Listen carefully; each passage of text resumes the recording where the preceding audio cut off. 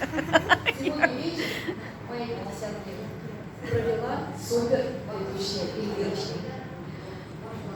Диджей, девушка наша Элеонора. Вообще молодцы. Молодая девушка.